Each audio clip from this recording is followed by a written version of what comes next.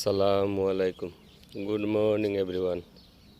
আজকে আপনাদেরকে দেখাবো আমার ভুট্টা চাষ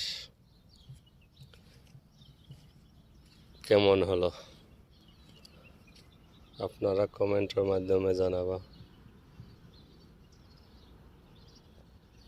কেমন হয়েছে এগুলা।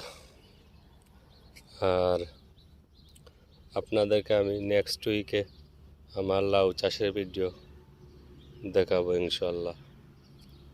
আপনারা দোয়া করবেন। আর অনেক কিছু আছে সবজি, এগুলা কিছু ছোট রয়েছে, এখন বড় হইলে আপনাদেরকে দেখাইব ইনশাল্লাহ। আর ভুট্টা এখন পর্যন্ত শুধু পানি দিছি, আর কোনো কীটনাশক কোনো ব্যবহার করা হয় না। আশা করি আর কিছু লাগবে না। এইটা তো গ্রিন প্ল্যানের